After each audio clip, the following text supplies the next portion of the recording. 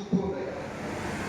My बाप पांडुरंग परमात्मा के चरणों में प्रणाम करते हुए मंच पर विराजित जगत गुरु रामानंदाचार्य स्वामी हंसदेवाचार्य जी, जगत गुरु सतपंथाचार्य स्वामी नानकदास जी महाराज, महामंडलेश्वर जनार्दन हरि जी महाराज एवं सभी वारकरी संतों के और आप सभी कुंभ में नहाए हुए महान विभूतियों के चरणों में व्यासपीठ से मेरा प्रणाम।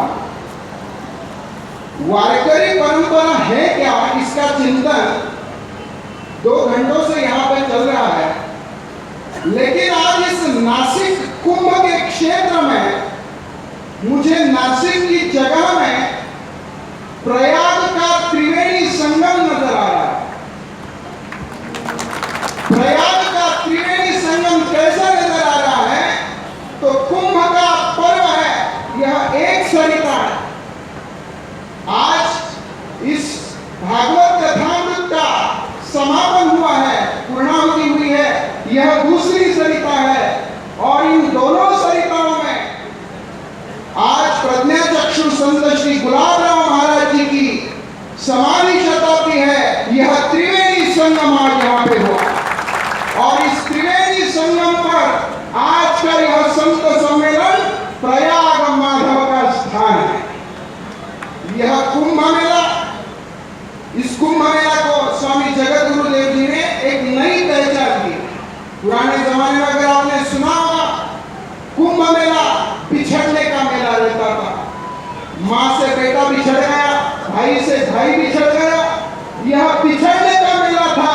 लेकिन यह तो आज मुझे मिलने का मेला लग रहा है, क्योंकि यहाँ पे सतपंथ, वारकरी पंथ और जगन्नाथ धाम परिवार, यह भी एक त्रिवेणी संगम हुआ है। सतपंथ किसे कहते हैं? आपने तो वारकरी पंथ जानने की इच्छा जताई, लेकिन हम भी तो जाने सतपंथ में क्या है।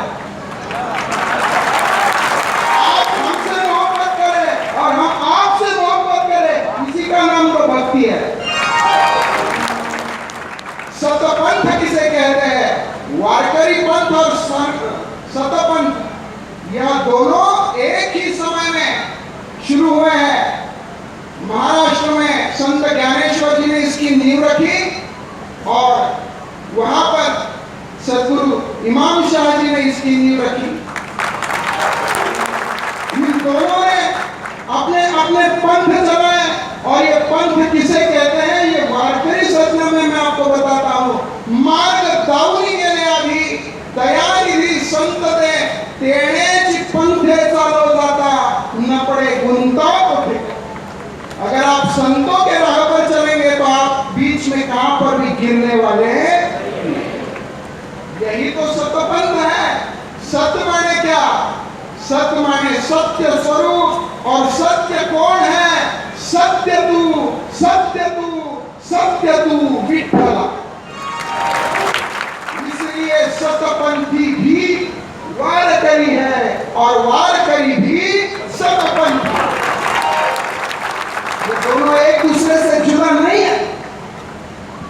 अभी आज गुलाबराव महाराज की समाधि शताब्दी है, तो मधुरा भक्ति, मधुराद्वैताचार्य, ये सब संज्ञाएं आपको बताई जा रही है। लेकिन ये मधुरा भक्ति है क्या?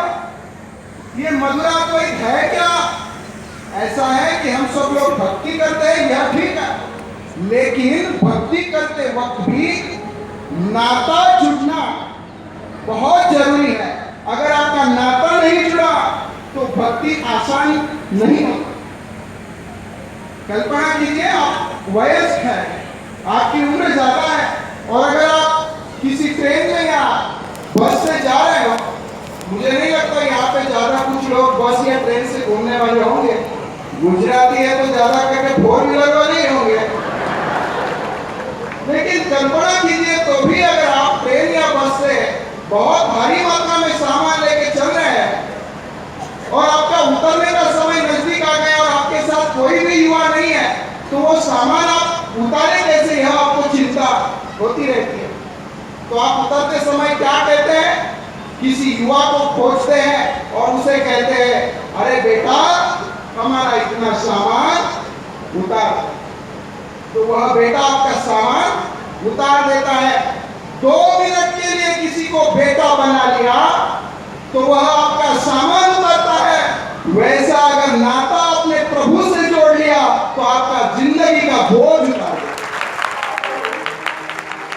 यह नाता जोड़ना, फिर आप किसी भी चीज में नाता जोड़िए, किसी भी चीज में, वही नाता जिसने भगवान के सेवक का जोड़ लिया कि मैं भगवान तू स्वामी और मैं तेरा सेवक। हनुमान जी ने यही नाता जोड़ा, उसे कहते हैं दास्य भाव। भगवान तू मेरा स्वामी और मैं तेरा सेवक, इसलिए हनुमान जी का स्थान राम जी से भी बढ़कर हुआ। क्यों? क्योंकि ये दास्यत्व का नाता जोड़ा। आगे चलिए, भगवान से मित्रत्व का नाता जोड़ना। अर्जुन ने भगवान से मित्रत्व का नाता जोड़ा। किसी अमीर आदमी को आप आपका ड्राइवर बना सकते हैं क्या? आपका ड्राइवर चला जाए और 200 करोड़ की जिसकी स्टेट है उसको बोले अरे मेरे गाड़ी पे ड्राइवर नहीं है, तू चल मेरे गाड़ी चलाने, आएगा क्या वो? नहीं आएगा। लेकिन अगर आपका वो बेस्ट फ्रेंड है, अगर आपका वो सच्चा मित्र है और उसे कहेंगे मुझे गाड़ी चलाना नहीं आता, मेरा ड्राइवर नहीं आया, तू चलता है क्या? वो आएगा कि नहीं? दोस्त आता है, इसलिए तो ये पूरे ब्रह्मांड का मालक अर्जुन का ड्राइवर बना। क्यों बना? ये मित्रत्व का नाता, इसे सख्यत्व भाव कहते हैं। आगे एक तीसरा भाव आता है वात्सल्य भाव। जो राजा है वो किसी का जूता खाता है क्या? राजा को जूता खाते हुए देखा है क्या? लेकिन प्रभु श्री राम ने शबरी के जूते पैर खाए कि नहीं खाए? क्यों खाए? क्योंकि शबरी को माता के स्वरूप माना। यह वात्सल्य भाव, भगवान बेटा है और शबरी मां है, यह वात्सल्य भाव है। वैसे ही भगवान हमारा पति है और हम उसकी पत्नी है, इसका अनुकरण करना, इसे कहते हैं मधुरा भक्ति, मधुरा द्वैत। क्योंकि 2 मिनट में मैं खत्म करूंगा, ज्यादा समय आपका लूंगा नहीं। पुरुष और स्त्री किसे कहते हैं? एक व्याख्या सुन लीजिए। पुरुष किसे कहते हैं? जो निर्णय लेने में स्वतंत्र हो, जो स्वावलंबी हो, उसे पुरुष कहते हैं। और जो दूसरे पे अधीन हो, निर्णय लेने में पारतंत्र में हो, उसे क्या कहते हैं? स्त्री कहते हैं। इसलिए तो घर में पुरुष को ज्यादा स्थान दिया गया है। अगर यह व्याख्या सच है तो मुझे बताइए, अपना जन्म लेना और मरना अपने हाथ में है क्या? है क्या? तो आप कौन हुए? कौन हुए? पुरुष हुए क्या? निर्णय लेने में सक्षम उसे पुरुष कहते हैं। इसलिए 10 साल तक संसद में केवल सोनिया गांधी ही पुरुष थी, बाकी पुरुष होकर भी महिलाएं। यह विनोद का प्रसंग है, लेकिन इस सृष्टि में केवल और केवल कोई पुरुष होगा तो प्रधान पुरुषेश्वर, वह भगवान केवल पुरुष है और बाकी सब स्त्री है। इसका तात्विक दृष्टि से जिन्होंने अवलोकन किया और अनुसरण किया, उन्हें संत श्री गुलाबराव महाराज कहते हैं।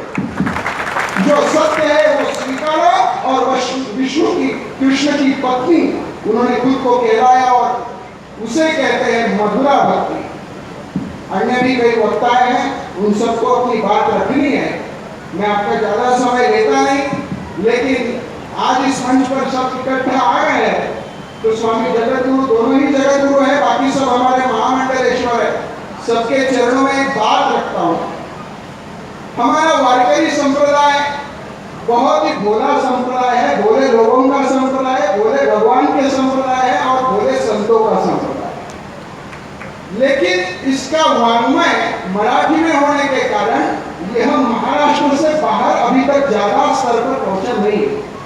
तो मैं स्वामी जगत गुरु जी के चरणों में नम्र पूर्वक विनती करना चाहूंगा, अगर आप सचमुच हमें साथ में लेना चाहते हैं तो आप जहां कहीं जाए ऐसा पंडाल लगाएं, वहां पे दिन में